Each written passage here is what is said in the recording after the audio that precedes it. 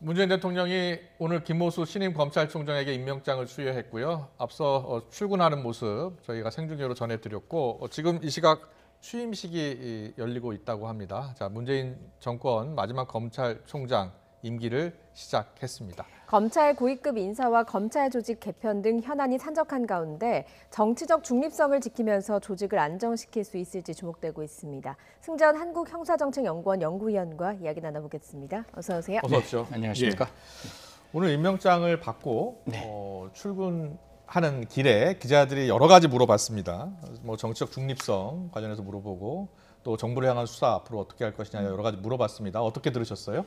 뭐 청문회 내부에 있는 뭐 인사청문회단 같이 준비했던 검찰의 입장을 제가 좀 들어보니까 그때부터 굉장히 정치적 중립에 대한 문제 그리고 조직의 안정에 굉장히 찬착하고 그 부분에 대해서는 뭐 변함없는 어떤 자기의 의지를 가지고 계신다라는 말씀을 들었고 그렇군요. 오늘도 좀 나오시면서도 분명히 그 부분에 대해서 가장 강조를 하셨는 것 같아요.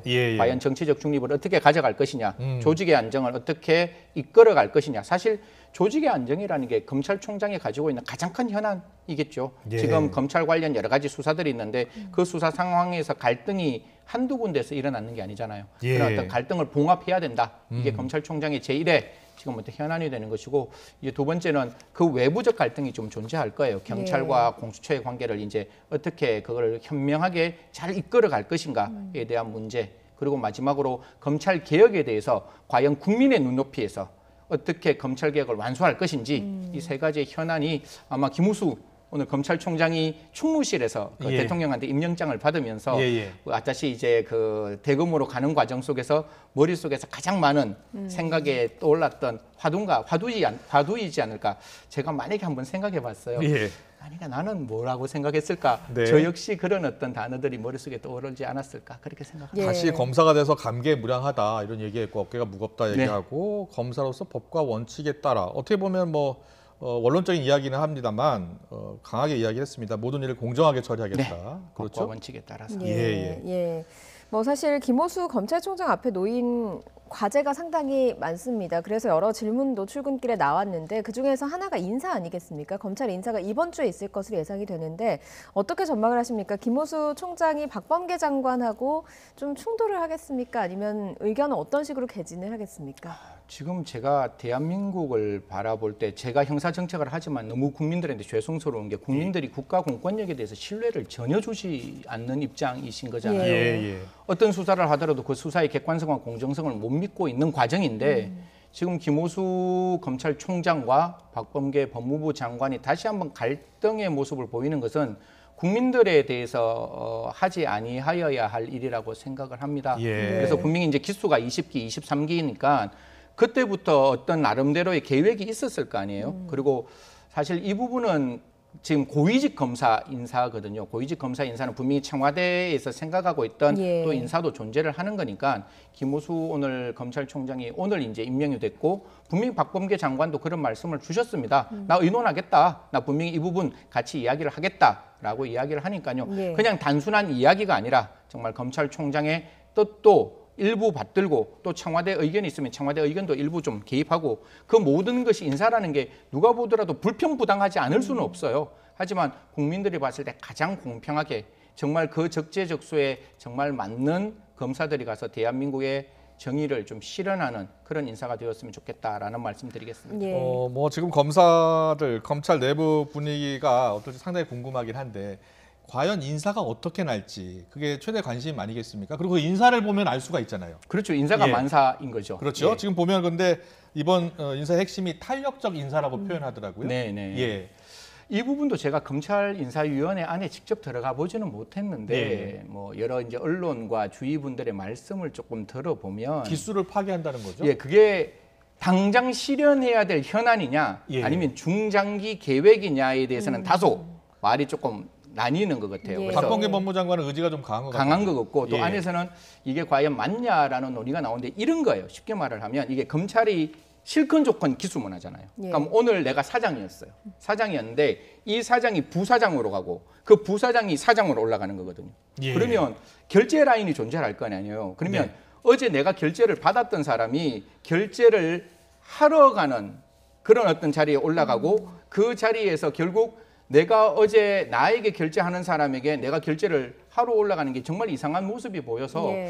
저는 모르겠습니다. 고검장들께서 어떻게 결단을 하실지 모르겠지만 지금 이제 뭐 사실 오인서 이제 수원 고검장 그다음에 배성범 법무연수원장은 사의를 표명했는데 사실 이게 기수 파괴라는 게 현실적으로 대검 검사급이라고 이제 말을 해서 이제 예. 기수를 돌리는 건데 예, 예. 이 검찰 안에서는 과연 가능할까라는 의구심은 저는 개인적으로 들고 다만 이게 프로토타입으로 만들어진 게 법원이었어요. 법원 예. 같은 경우는 법원장이 일반 일선 판사로 가서 재판을 할 수도 있는데 사실 법원 입장을 바라보면 판사가 재판하는 데 있어서 법원장이 이야기할 수 없는 거잖아요. 기억나시죠? 임성근 판사가 무슨 말 한마디 했다고 난리가 났던 그 사건이 예. 존재하기 때문에 분명히 재판은 독립성이 아주 강해요.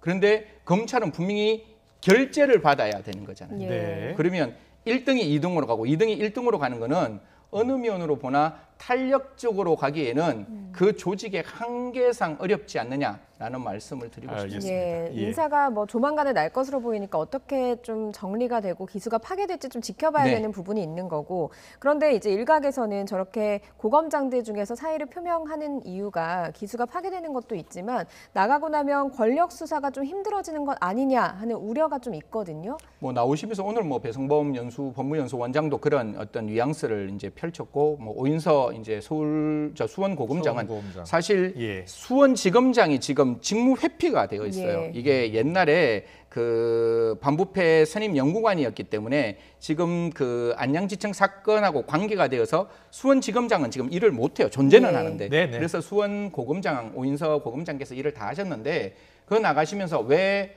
지금 이광철 그 민정비서관 기소를 미루느냐라는 네. 이야기를 하면서 이제 빠져나가서 사실 이 부분에 대해서도 저는 이제 뭐 김호수 총장께 뭐 간곡히 고언을 드리면 예. 사건은 기록을 봐야 돼요. 기록을 보고 그 기록이 이미 만들어져 있는 기록이고 그게 증거가 명확하다면 어떤 불편부당한 정치적 어떤 판단이 아니라 정말 기록을 보고 그 기록이 기소할 수 없는 사건이면 기소 안 하시면 되고 예. 그 기록이 기소할 수 있는 사건이라면 예. 그 판단을 하셔서 기소를 하면 어떨까라는 말씀 드리겠습니다. 그래서 김호수 총장의 중립성 시험대가 바로 말씀하신 그 사건 두 가지가 있습니다. 김학의 출금 수사 무마 의혹 그와 관련해서 과연 이광철 민정비서관 문제를 어떻게 처리할 것이냐. 그리고 월성 원전 수사 관련해서 백운규 당시 산업자원부 장관, 산업통상부 장관, 그리고 최이봉 청와대 산업정책비서관 이걸 어떻게 처리할 것이냐가 중요한 시험대가 될 것이다 이렇게 보고 있더라고요.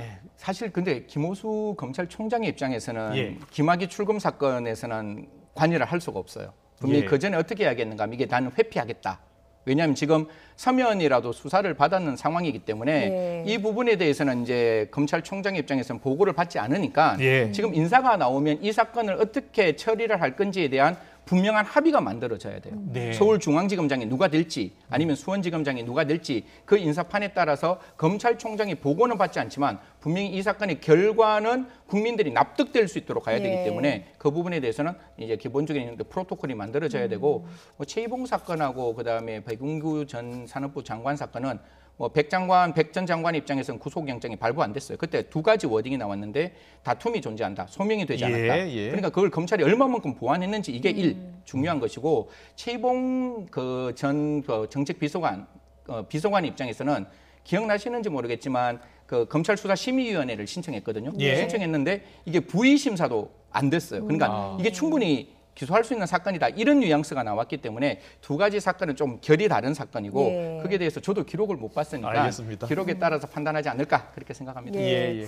그래서 좀 궁금한 인사 중에 한 명은 이성윤 서울지검장 이제 기소가 돼서 피고인 신분이 됐잖아요. 이번 인사 때 좀 포함이 될지도 관심사인데 어떻게 전망을 하십니까? 사실 뭐 그거야 BH 위에서 이제 결정할 부분인 것 같은데요.